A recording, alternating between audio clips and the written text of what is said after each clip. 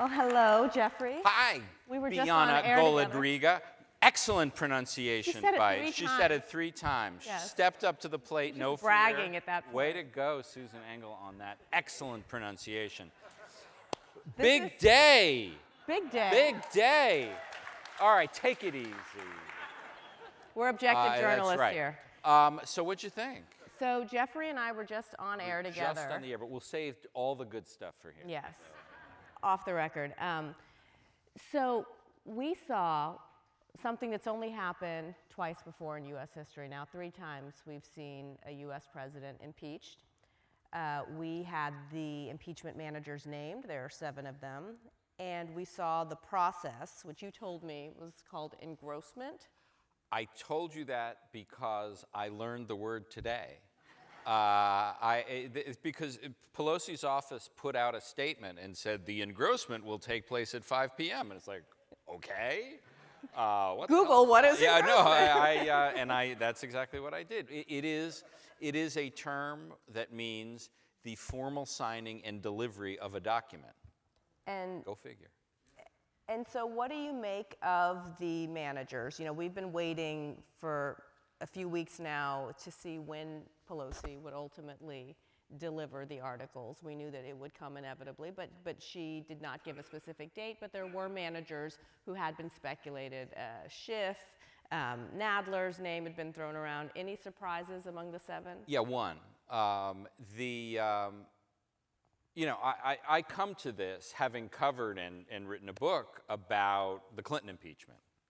And so I followed that very closely. I was in the Senate chamber for virtually that whole trial. And there were 13 House managers, all white men, in 1999 for that trial. What struck me just from just looking at them is that the Democratic Party looks very different than the Republican Party. And this is not a coincidence. I mean, you have 4 men and 3 women. You have 2 African Americans. You have a Hispanic woman, Congresswoman Rivera? Garcia. Could I be like a little worse, mixing up? No, but I actually have it written down here. So. I'm an idiot. Sorry.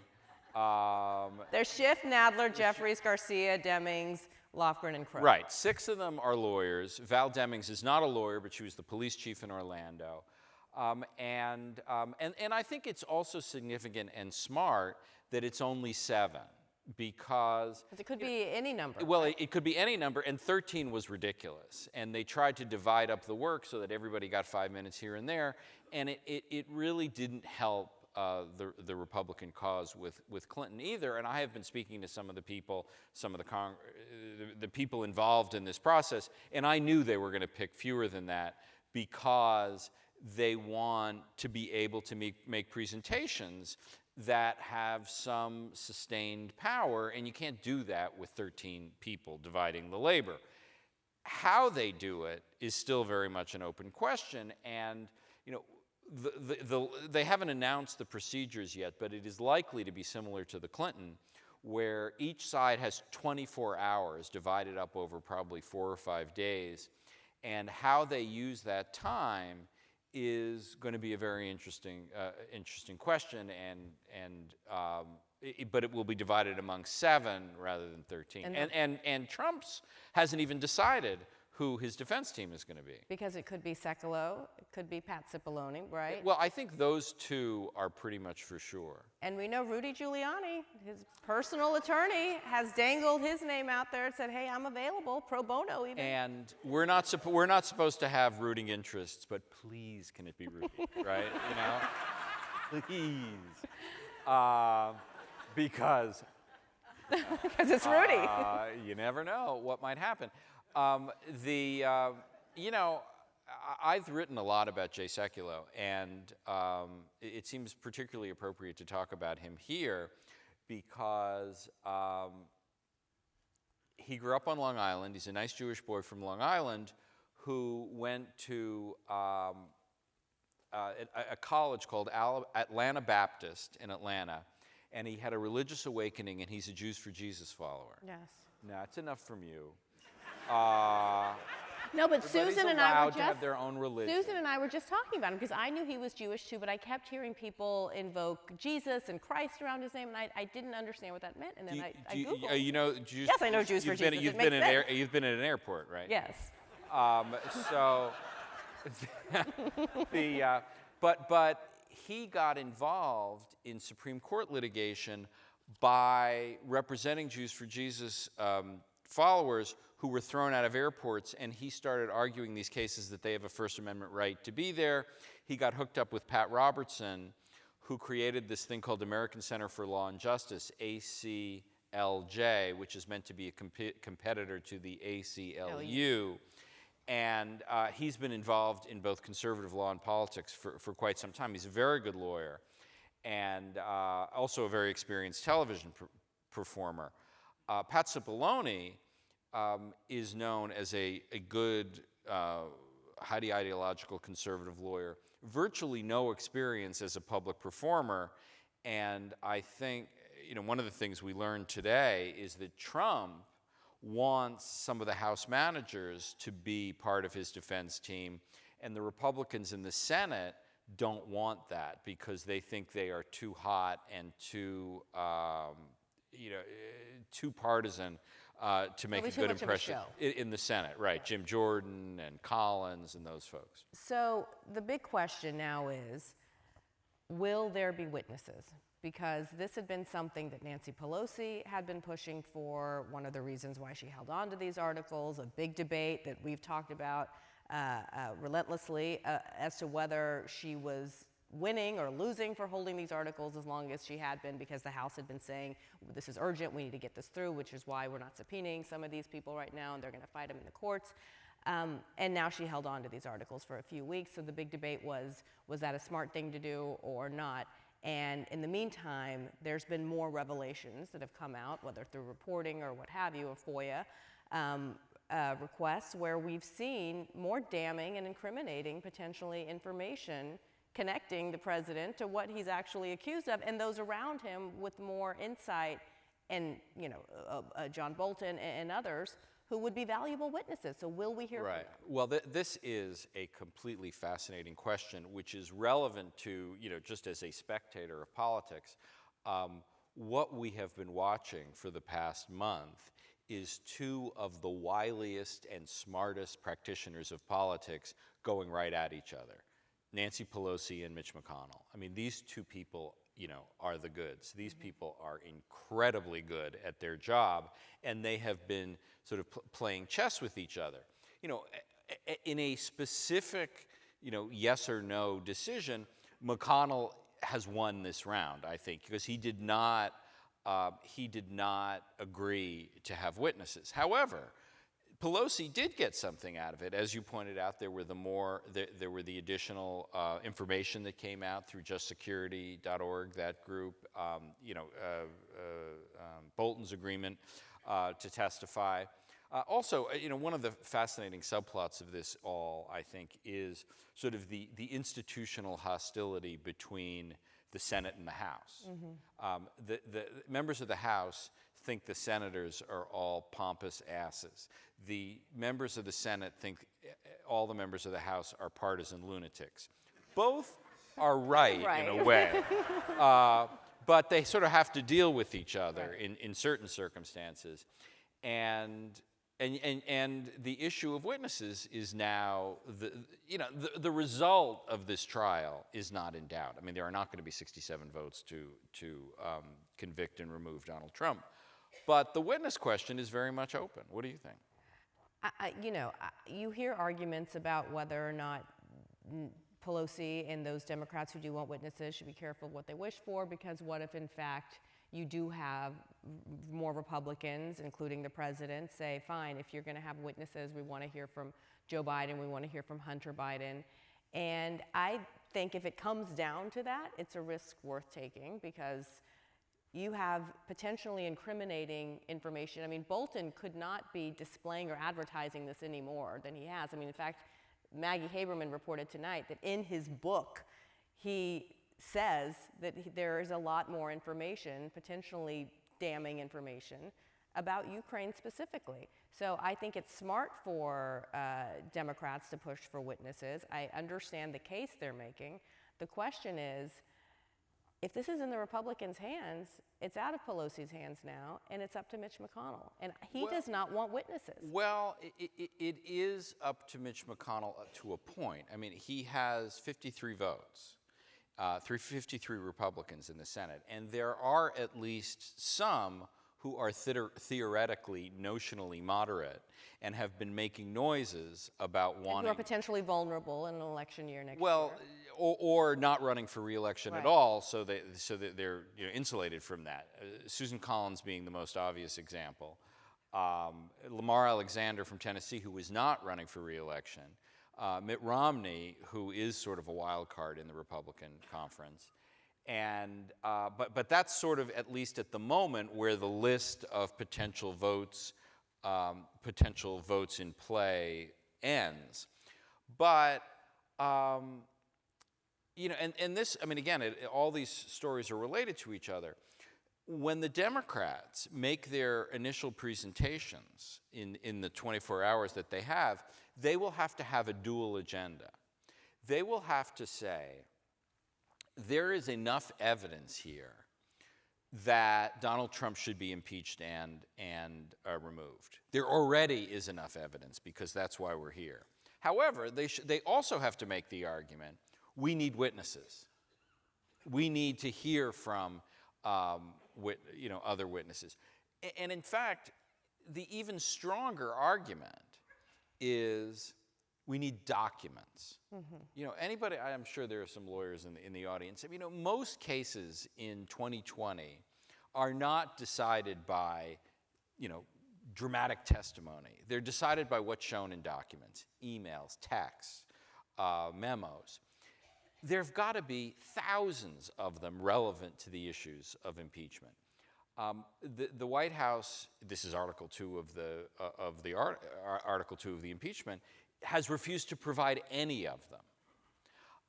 They've completely stonewalled. Completely stonewalled. That's Article 2. And they've gotten away with it. Well, they've gotten away with it, and I think there is every reason to believe that they will continue to get away with it, because one of the great insights that the Trump administration had when the Democrats retook the House, because a lot of us said, the House is going to be able to do all this oversight, and they're going to be able to call witnesses and get documents.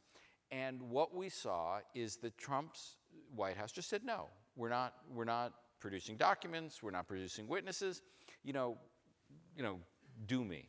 Good luck. And what happened was the Democrats discovered that the legal process is incredibly cumbersome and slow. Mm-hmm. They found Don McGahn, the former White House counsel, in contempt in April of 2019. In December, they won the first round in that case. Can you explain why within the courts something like that can't be expedited? Because Article 3 judges are not subject to any sort of scrutiny other than their own conscience and their own level of energy. There is no time limit on these cases. Now, many judges are very conscientious and try to work quickly, but many judges, even if they are conscientious, don't work quickly. And they do have busy dockets and they have other cases. But I think the performance of the judiciary has basically been shameful, particularly Richard Leon, who was the judge in the case relevant to Bolton and Bolton's deputy, Kupperman, who didn't even schedule a hearing for like 3 weeks after the Democrats filed the motion to make him testify. But the legal system and by the way, when we slowly. say make them testify, that means they just show up, right? They don't have to talk much, right? Again, they can cite presidential.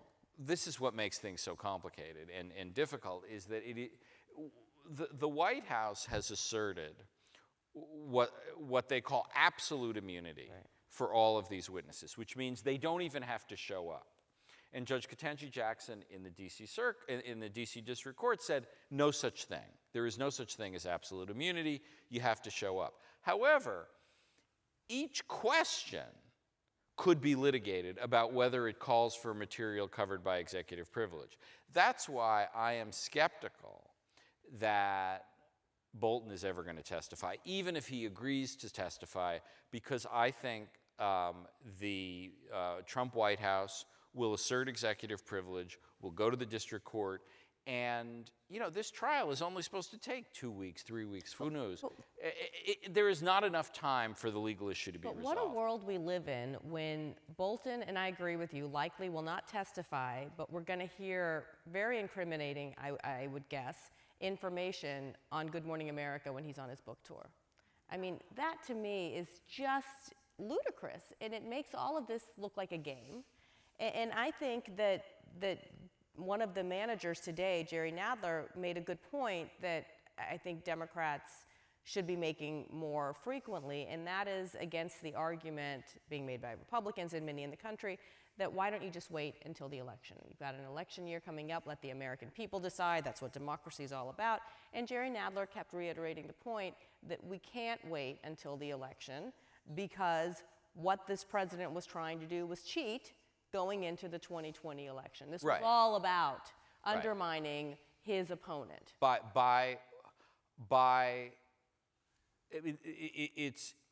It is a version of asking, killing your parents and asking for mercy as an orphan. That you, by trying to steal the election, you say, well, just let us have the election and then deal with it. No, that's not the whole point is that they were trying to steal the election. And, I don't want to get too much into this because it's sort of what I'm writing about in my book.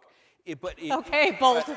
But if you look, if you look at what they did with Russia compared to what they did with Ukraine, it's the same thing. Yeah. It's getting foreign help to try to win the election. It's just they had a lot more power in the White House. And in the meantime, we talk about potentially more information coming out. I would pay close attention to the report and the alarming report that the Russians, not surprising, are continuing to interfere and hack into companies' emails, potentially even our own election system. And the latest headline is that they were on a fishing expedition, and of all companies, Burisma. And I think if in fact, and we know that they were able to get in, it was Fancy Bear, I believe, the GRU, right. Given that there hasn't been really any ramifications aside from existing sanctions, the president doesn't speak about it at all. I have no idea, and I follow this closely, what retaliation, what measures we're taking as a country to prevent more and further interference. The fact that this came out and that they could have hidden their aliases a little better than they did, so it's pretty obvious that they wanted to be exposed. I wouldn't be surprised, perhaps even during the impeachment trial, if in fact information, emails within Burisma start coming out too. Well, and I'm not saying that they're going to be incriminating against Hunter Biden, but my point is you can take something out of context any which way you want. It's also just worth pausing to consider, what does it mean that Russia is trying to steal the documents of the internal operations, emails, whatever, they're trying to hack into Burisma? What is it the president wanted from President Zelensky of Ukraine? He wanted an investigation. Mostly what he wanted was an announcement, but he also wanted an investigation of Burisma. Right. Here you have, again, the Russian government, the Russian military intelligence, GRU, doing what Donald Trump wanted. This is Russia, to get if you're him listening, elected. all over again. Russia, if you're listening, go find the emails. Exactly. That is exactly the story. Let's talk a little about Ukraine and just sort of the saga that got here. But let's start, I promise this is relevant, by talking about Ms. Golodryga. See, I'm now screwing it up. I was making fun of Susan Engel, but she did it right. Just say Bianna. Bianna's, your background. Where are you from? So Golodryga is actually a Ukrainian name, but I was born in a neighboring former Soviet Republic of Moldova.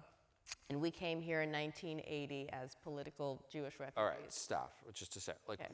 what is Moldova? Tell us about Moldova. I don't think So Moldova, they know all no one about knows Moldova. Right. Moldova is a small landlocked country between Romania and Ukraine. Has great wine, has great polenta, and great people, and that's about it. So How many people in Moldova? a few million? Few million? Yes. And once upon a time, along with Ukraine, had a large Jewish community. And my family in 1980 fled the Soviet Union. Well, not fled, but we came here as political refugees with Israeli visas, like so many people through HIAS. All of you are familiar with HIAS, the refugee resettlement organization. And so I was 18 months old, so my dad always reminds me that I have him to thank for everything. And with $70 a person, which was all that we were allowed to bring with us when we left, we had to sign away our citizenship. We came here stateless. I believe that my parents even had to give up their university diplomas. And we're told as we left that you will never see your family again and you never set foot in Soviet soil again. So on that kind note, we left for Europe, and my parents were ever the contrarians, saw that all of the Russians and the Soviets were going to either New York or LA. And they didn't want to go where all the Russians were going. They wanted to assimilate and start a new life as Americans. And my dad was an engineer, and my mom wanted to go somewhere warm. So HIAS said, there's a great community in Galveston, Texas that would love to sponsor you. So my parents are like, what the hell's Galveston, Texas? They look on the map and they see it's next to Houston. They knew about Houston and NASA. And long story short, we moved to Galveston and there for 6 months. My dad was cleaning ship barges with parolees, and my mom was mopping the floor at the daycare so I could go for free. And needless to say, my dad became a very successful engineer for DuPont and a consultant, and my mom is a CMO at Phillips 66, and it's a true American success story. They still live in Houston. I'm actually going tomorrow for the Houston Marathon this weekend. And Are you running it? I'm running the half. You're running the half. Yeah. But I ran the New York. I ran the New York. That was my first Just marathon. it's like enough already. And so then I moved to New York in 2001. So you have, one of the big Trump era stories has been refugees, immigration, asylum. Yeah. You take this issue personally. I do, and it's interesting because I didn't know, my parents, as I said, wanted to assimilate, and they did, but they instilled in me, obviously, my background. By the way, your English is excellent. Спасибо. Thank you, Jeffrey, I try. So I speak fluent Russian as well, and See, I'm just making a joke. Well, I went to the University of Texas in Austin, and I got placed out of lots of credits. I started as a sophomore because I excelled in Russian, and thus got as many credits need be to become a sophomore. And all of a sudden I realized, okay, this is a great major, Russian studies, and I became more fascinated with the region and my background in economics, and this is all happening when Putin first came into office. I graduated in 2000, and he started in 1999. So we've now reached 20 years of the Putin reign, which there was some news today, I don't know if you saw, where he dismissed the government and basically declared what we knew what would happen is that he's going to be dictator for life. But I became fascinated with the region and the subsequent fall of the Soviet Union and the independence of the Baltics and Ukraine. You have to remember Ukraine is the largest landmass size-wise throughout Europe, the largest country. And it was home to Russia's, the Soviet nuclear facilities, gas, what have you. A lot of the Soviet infrastructure was based, ports, was all centered in Ukraine. So when Ukraine declared its independence, it was a real blow to Russia and what the Soviet Union encompassed. And remember that Ukraine gave up its nuclear weapons in exchange for protection from NATO and the US. And ever since has become, and I will say this, it has a history of corruption. I think that's one of the reasons why this administration has really jumped on that label. Have either your parents or you been able to go back? We went back in '86. None of my family lives there anymore. We went to Moldova. And then I went with my husband 4 years ago to St. Petersburg. I haven't been to Ukraine. But Ukraine subsequently has become a big petri dish for Putin and for Russian interference and sabotage and hacking. And what has transpired in Ukraine, for those who watch the region and the area well, always knew that it was a foreshadow to what could happen internationally. They've hacked elections, they've hacked the power grid, and thus what took place here in 2016, 2018, what's likely going to be happening in 2020 in broad daylight is nothing new for Ukrainians. And let me tell part of the story that I know, because from just as a journalist, is Ukraine, in the period since it's been independent, has gone back and forth between two, just to put the matter crudely, between pro-Western parties and pro-Russian parties. And the political battles between the two sides have been vicious, lots of corruption on both sides, but more on the pro-Russian side, I think it's safe to say. And the lead consultant for the pro-Russian side, and the person who made millions of dollars, was Paul Manafort. Right. Paul Manafort was sort of the Svengali for the pro-Russian side of the Viktor Ukrainian Yanukovych. politics. Viktor Yanukovych. Yanukovych, who fled to Russia. And when he becomes campaign chairman, the opposition side leaks out this ledger, this ledger that shows that Manafort has gotten $12 million in cash from the Yanukovych forces. New York Times reports on that, and Manafort is forced out as campaign chairman for Trump. This sticks in Trump's craw. Trump is angry at Ukraine, at the pro-Western forces in Ukraine, for embarrassing him and for embarrassing Paul Manafort. Yeah, right, because this was August of 2016, just months before the election. Correct. Fast forward to the election of Zelensky, who comes from the other side in Ukrainian politics, the pro-Western side, the reformer side. And Trump comes to him, with the, and of course this is led up to by Giuliani in starting almost as soon as Zelensky takes office in the spring of 2019. It's like, this guy is not our friend. We have to lean on this guy. We have to get him to announce the investigation of the Bidens. So it's all related to Ukrainian politics. All related. It's funny because when we started covering this and Russian interference and influence, I would say on TV, I know a lot of Russians, and I don't know as many Russians as Trump and his orbit do. I mean, it's just one name after another, and it's hard to keep the Lushenkos and Petro Poroshenko, and I mean, I get confused. And Levin Igor. We haven't even talked about finance. Yeah. So you mentioned, and I think you laid it out very well, how you had Giuliani and Manafort really making inroads as far as helping Trump with Zelensky's predecessor. And that was another rich oligarch who was pro-Western, right? But he was also mired in corruption. And all of these, there's one factor that all of these people share, and that is they want the attention and the embrace and the support publicly from the United States.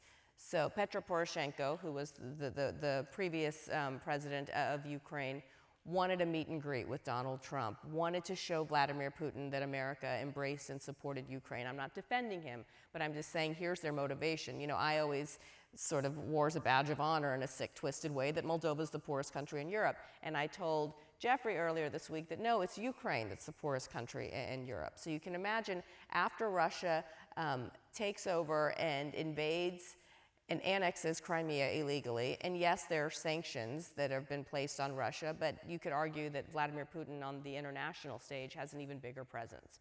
Danby what's happening domestically and the fact that there's income inequality and lots of problems at home. That having been said, when Zelensky came in, you had people like Giuliani and Manafort worried because this man ran on an anti-corruption campaign, and not only that, they had to start all over again. They had to figure out who his prosecutors were, who his top aides were. They'd made such inroads. This was in April of 2019, and all of a sudden, they had to start anew, and they didn't know people that knew him well. Then Giuliani says, I'm going to save the day. Here are my friends Lev and Igor. They have contacts. I mean, you can't make this up. Well, and also, I mean, this is also a life and death situation in Ukraine. Right. Because it's not just a struggle for influence in Ukraine. There's like a war going on. I mean, hot war. Some 13,000 yeah, they're people. shooting people. You know, like, you know, it's not big open battles like in World War II, but there is gunfire every day, and people are getting killed in the eastern part of Ukraine, which is the part of Ukraine that... Which is where Bill Taylor said that when he was testifying, he was shocked to find out that there had been a stop put on this aid because he had seen firsthand what the battle lines looked like and the impact that this had on Ukrainians in particular.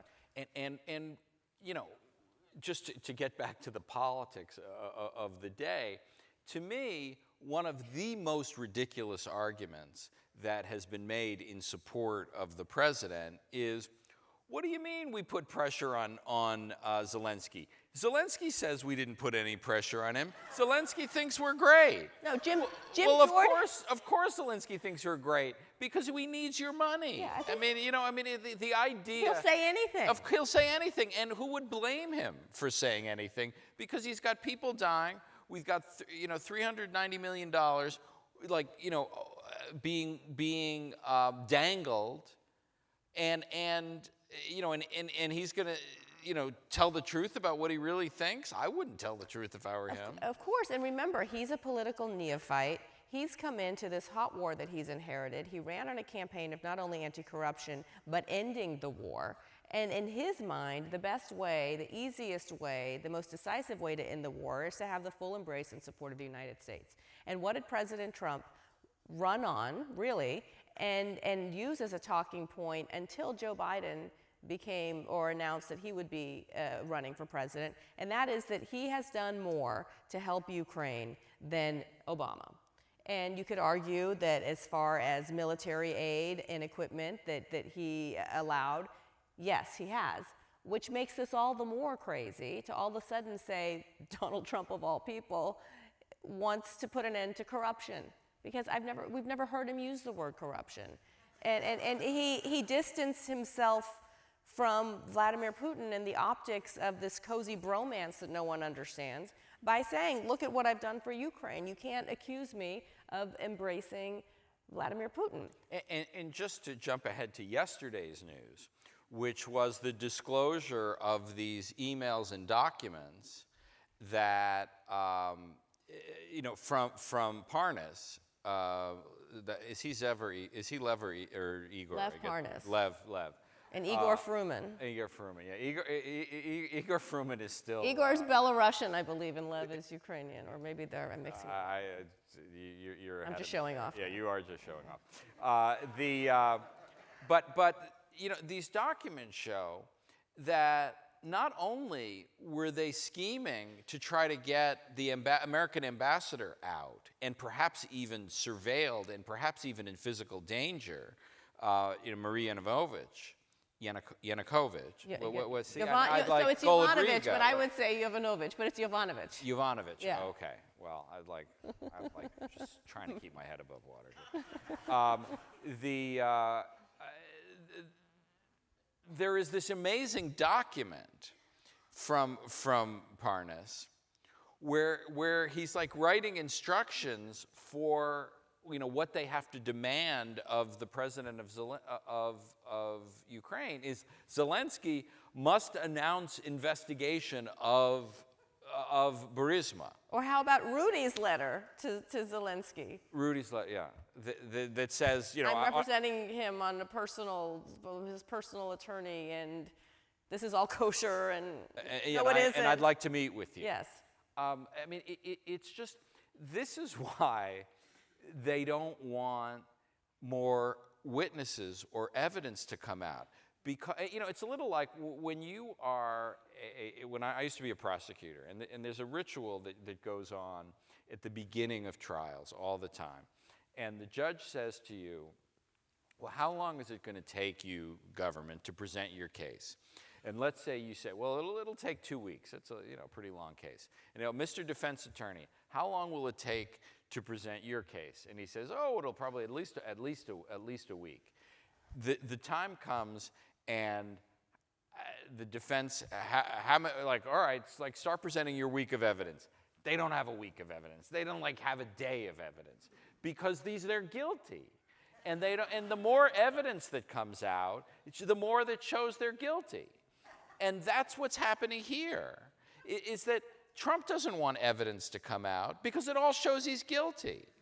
I mean, there is no evidence that has come forward that shows anything other that this was a deal, like, we will withhold this money, we will withhold the meeting with the president unless you do announce the Burisma investigation. Mick Mulvaney said as much when he came out. And then he had to correct there was quid pro quo, and get used to it or get over it. Right. Okay, the one thing that's, and you mentioned this, the revelations from the Parnas, and he's going to be on with Maddow tonight, so I think we'll be done by then. On so Anderson, don't mention well, Maddow. okay, but we'll cover it.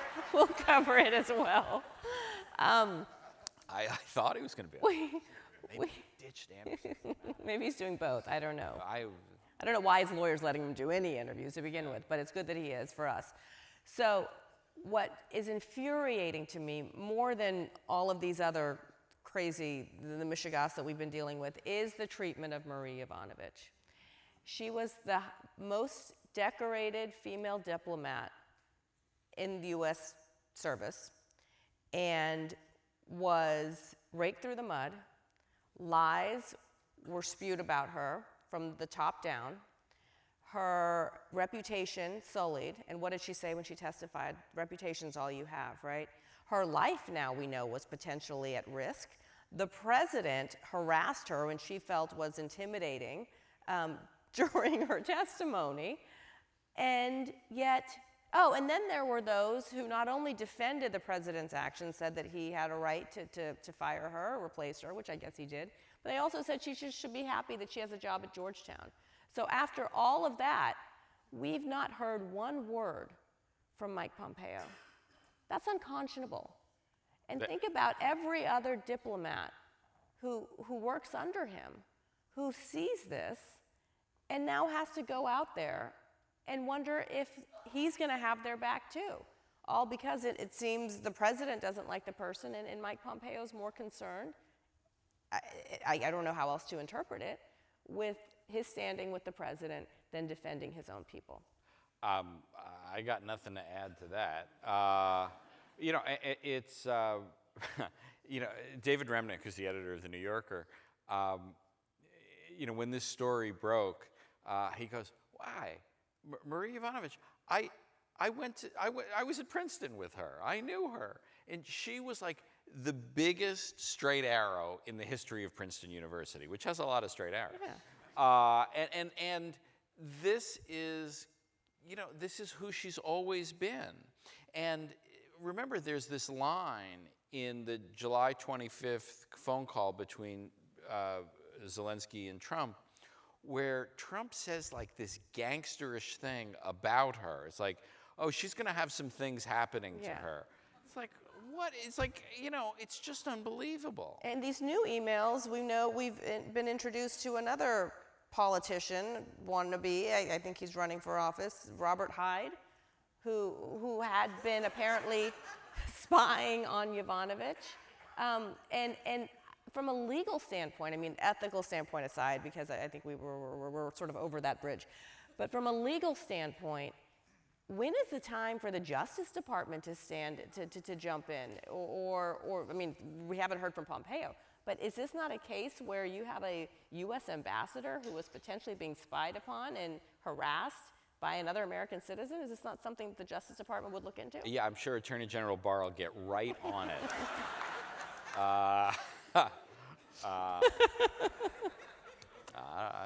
Don't hold your breath, girlfriend. You know. Should we get to some questions? Yes. Okay. Some blue questions there. Okay, this is an easy one.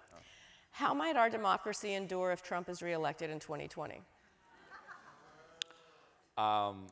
You know, you do these events in Manhattan, you get this certain sense of the politics of the audience.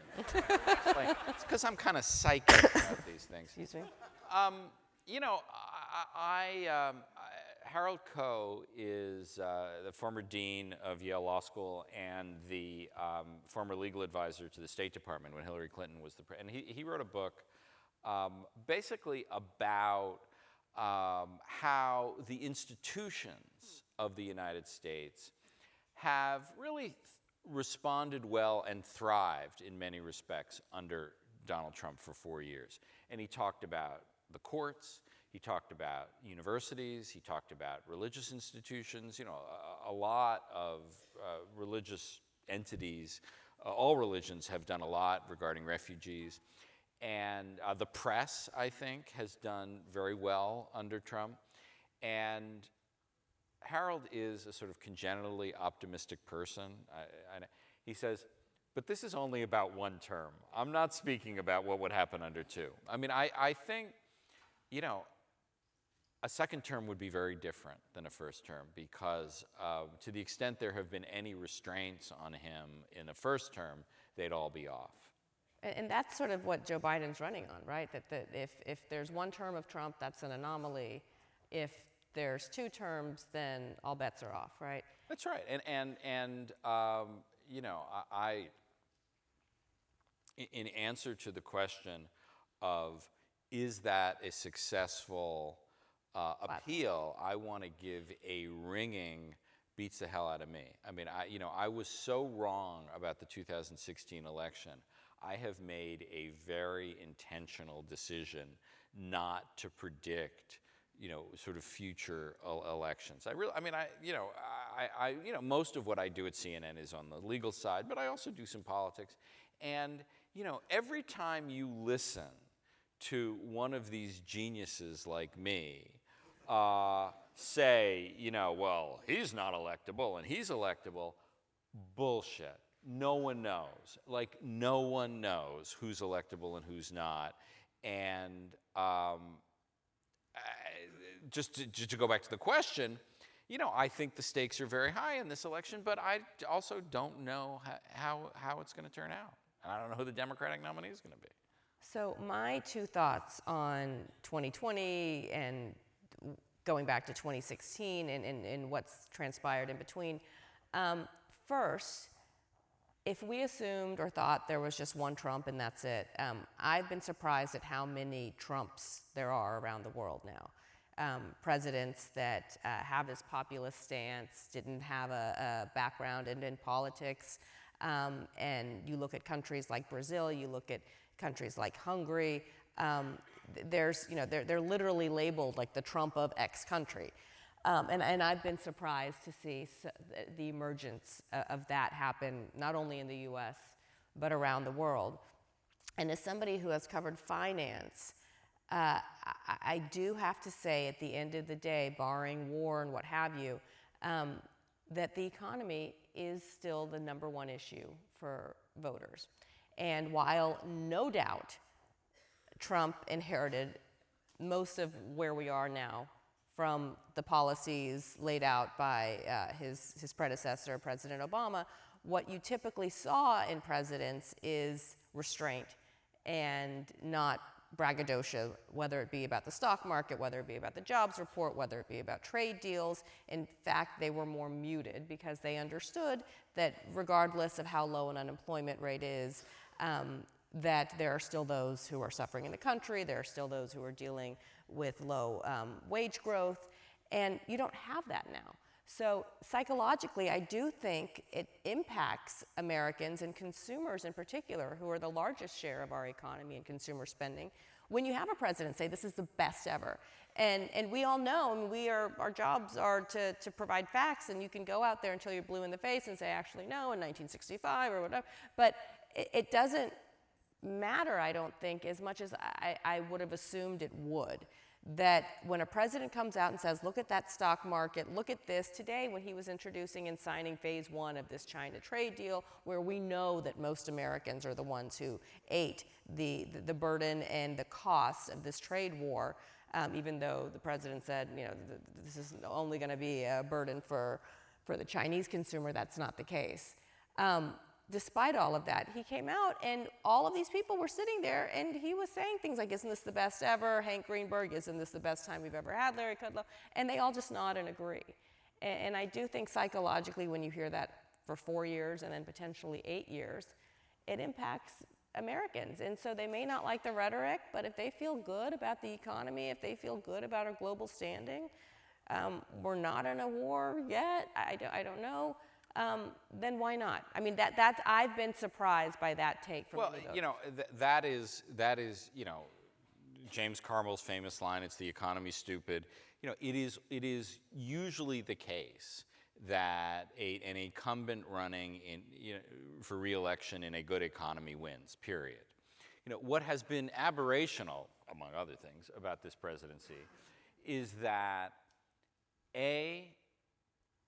the polls have never given him much credit for that. I mean, and B, the polls haven't moved at all. Yeah. I mean, this is the thing. I mean, and you know, those of us, particularly in cable news, I think we are guilty to a certain extent of, you know, hyping big stories. It's like, you know, we want you to watch, so I mean, it's sort of an inside joke that, you know, where it says breaking every hour at on the the bottom hour. of the screen. It's like sort of breaking news. I mean, you know, it's like capital letters, breaking news versus it's lowercase. news, let's say. It's definitely news, breaking, well, we're not so sure. But anyway, but, you know, when you look at all the big developments, you know, whether it was, you know, Charlottesville or, you know, the president, you know, kowtowing to Putin in Helsinki. Child separation. Or child separation at the border. And we go, oh my God, it's going to affect, and his approval rating has gone between 40 and like 38 and 44%, which is basically noise. I mean, the polls aren't even that exact. Yeah. So, I mean, the polls have not moved. And, you know, with a prosperous economy like this, you know, there have been presidents who've had 60, 70, 80% approval ratings. And he's never gotten anywhere near 50%. That's true. So, you know, that suggests that, you know, he's not going to coast to re-election. But might he win? Absolutely. And just full disclosure, because I talked about the Obama administration, and I should disclose that my husband was the Obama's budget director, OMB director. So that having been said, everything I said I still stand by about where the economy stood, and obviously we knew that the financial crisis that President Obama. And I should disclose that my wife was Assistant Secretary of Education under Obama, and everyone was much smarter then, thanks to my wife. Wait, so let's go to another question on this, and your wife is very smart. On the topic of elections, and something that played out last night as well during the CNN debate. Here's a question. The Sanders-Warren truce has ended. Is this the end of any hope that progressives may have had for getting a progressive nominee? No. I mean, I kind of think the rift, if it even was a rift, I mean, it was so minor relative to past rifts and what we saw transpire during the Republican debates in 2015. But don't you think it's inevitable? I mean, they couldn't have been aligned forever. Yeah, they're running against each other. And he's beating her at this point. So, I mean, I get. I mean, the polls are, you know, they're sort of all over the map. I mean, you know, again, I want to, you know, go back to my no predictions rule. But the idea that because, people say a cross word to each other at a debate or afterwards when they they're didn't like shake not hands. shaking hands. That was sort of weird. I don't know. But I mean, like primaries, people fight. Yeah. And people misinterpret a private conversation. Yeah, I mean, so I don't think. I mean, it is true that Warren and Sanders' issue profiles are very close to each other. I mean, there is just no doubt that they are much more like each other than they are like Biden or Buttigieg or Klobuchar. But I think that's the problem for them, not that there is no, not that they had a fight at the debate. I mean, that debate was, with all, I mean, it wasn't exactly like rock'em sock'em, so, I mean, there have been a lot feistier debates. And I would have expected a feistier debate given that there were only 6 candidates on stage. The way we were hyping the hell out of it, I thought there was going to be a but you can't tell them what to say. No, I agree with you. And I keep wondering, you read and you hear from sources, and this changes on a daily basis, who President Trump is more afraid of and who he's more giddy for. And now he seems to be in the Bernie camp. And earlier he was concerned about, or maybe those around him were concerned about Elizabeth Warren. So that changes on a daily basis, but it is interesting to see people wondering if this is the end of a progressive candidate, when I just think it was inevitable that they were going to have some sort of rift there. They're not a duo unless they want to run as one. Iowa is always interesting because it is such a ridiculous and awful system for running an election. It is so outrageous. I mean, first of all, it is so outrageous that Iowa and New Hampshire have this outsized influence. It is such a disgrace to our democracy that they're allowed to do this every 4 years. I believe it is in the New Hampshire Constitution. It's no joke that it has to be the first primary. They have to have something. Who elected them? I mean, anyway. The way the Democratic primary works in Iowa is that everybody goes to a gym or whatever, a church basement or whatever, and then they all walk to the corner of their candidate. I mean, forget secret ballot, which is something you should have in America. But the way it works is that for each location, each candidate that doesn't get to 15% in that room is eliminated, and their canvas, the people who show up for them, go to their second choice candidates.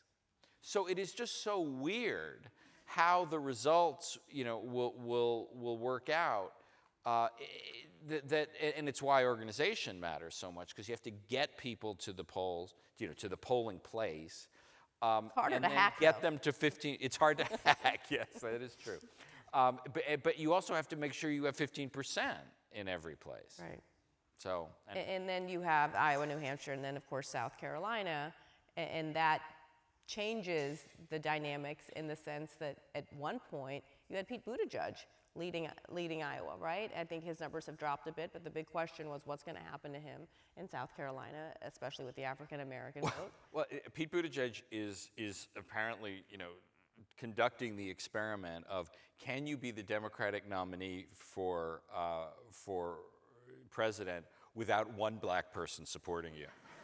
And I think the answer is no, but it's just, they do that. You don't really see in polls very often the number 0. But the poll, and But he's got a lot of zeros next to the amount of money that he's raised. So that's true. He's going to be in it for a while. We'll see, yeah, I guess. This is an interesting question. Will George Conway's group, Project Lincoln, sway any independents or Republicans? And this goes into the school of the Never Trumpers, Republican. I think, you remember, we were all mesmerized by what the hell's going on in the Conway household. And now we're sort of like, not a big deal either. We've just acclimate to everything. But it's kind of weird. It is. Kellyanne's still there. I'm sympathetic to a lot of George Conway's views that I find it distasteful, to tell you that. I find the whole thing distasteful. George Conway is a fine lawyer from everything I know. I dealt with him because he was one of the elves who was helping Paula Jones lawyers during the Paula Jones case. I mean, he's been a conservative lawyer for some time. But now he and Neil Katyal are writing op-eds. Right, but twice a week. The only reason we are paying attention to him today is because he's married to Kellyanne Conway, and I just think that's distasteful. I mean, there are a lot of smart lawyers out there who hold George Conway's views, but we all go, "Oh God, what is their marriage like?" So that's the salacious part. I get it. I agree. Yeah.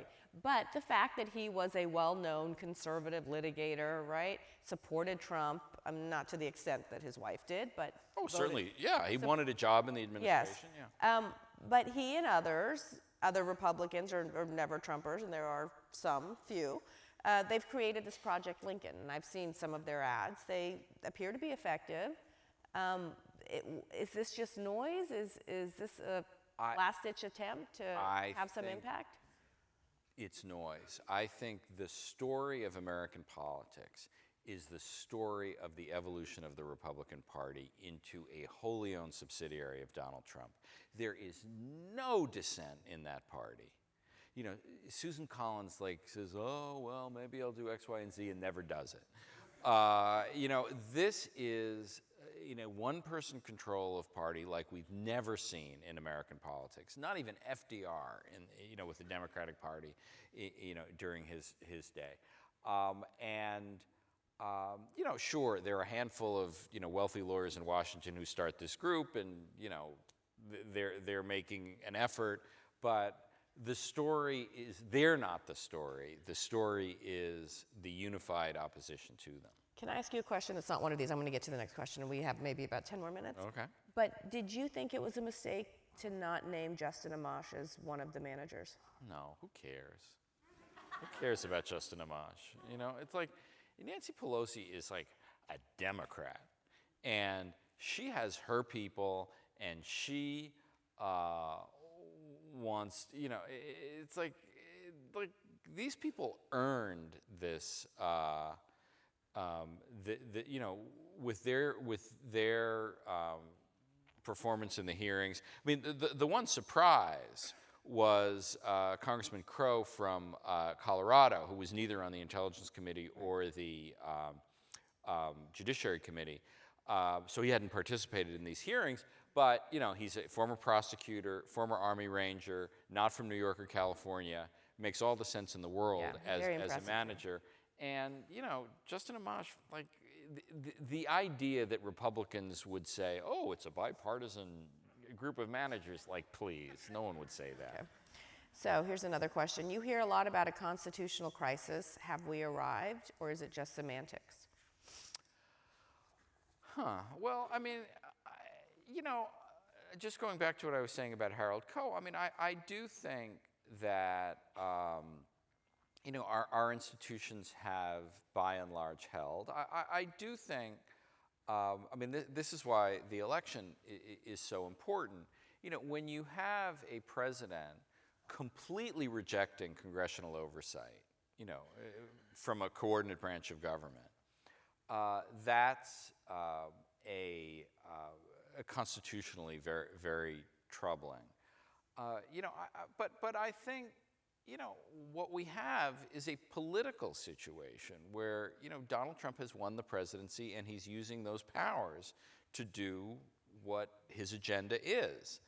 I don't think his agenda is unconstitutional. I think it's politically controversial.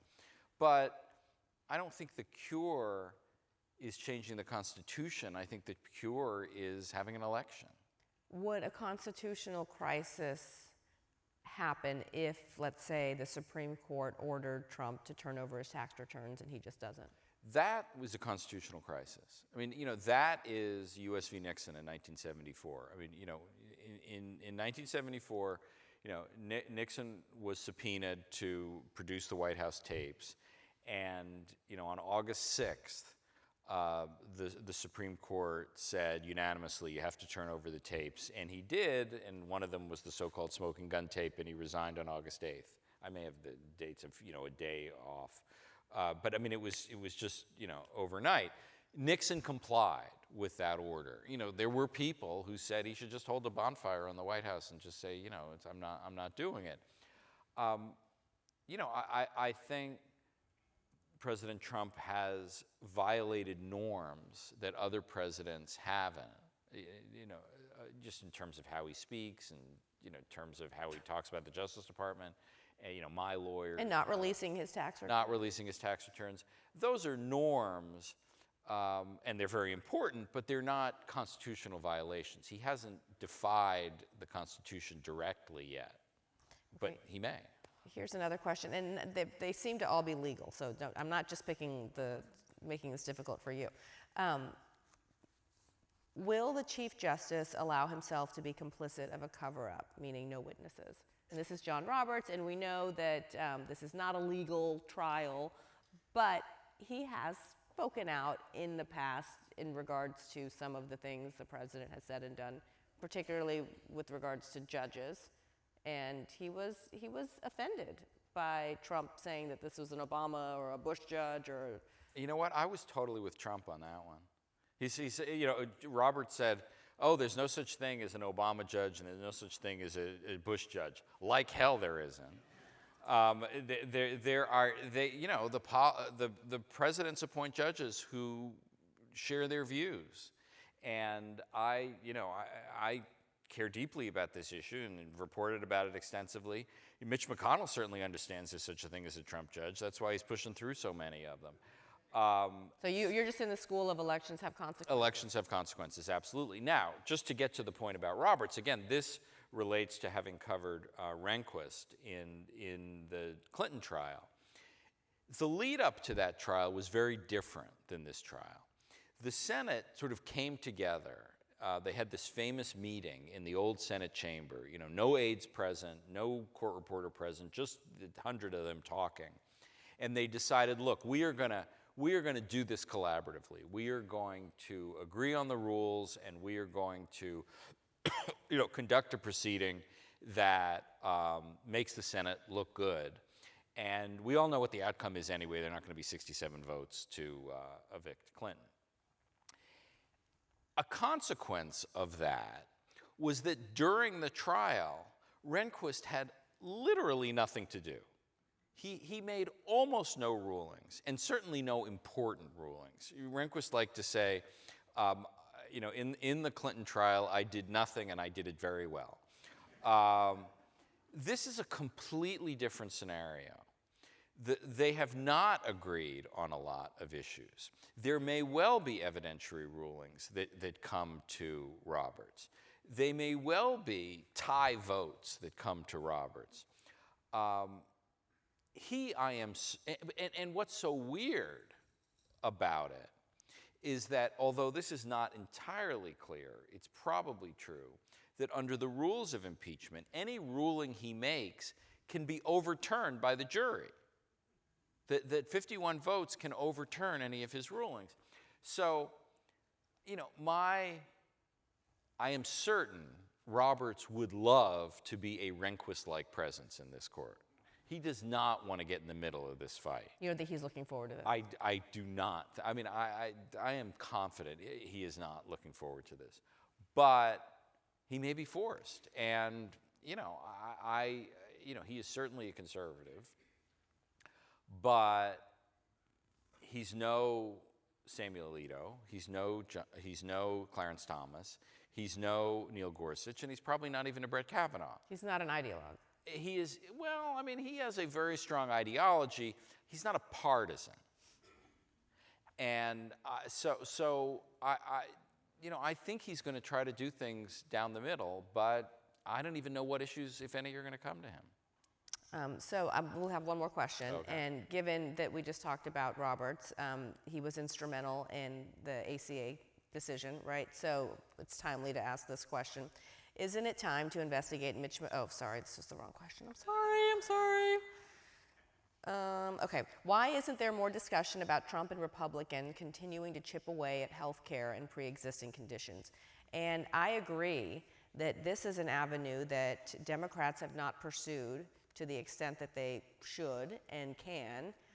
Case in point, it did not come up much during the debate last night, in the sense that the president tweeted just this week that he's the one that kept pre-existing conditions intact, which is just a flat-out lie. While his Justice Department is pursuing a lawsuit right now, yes.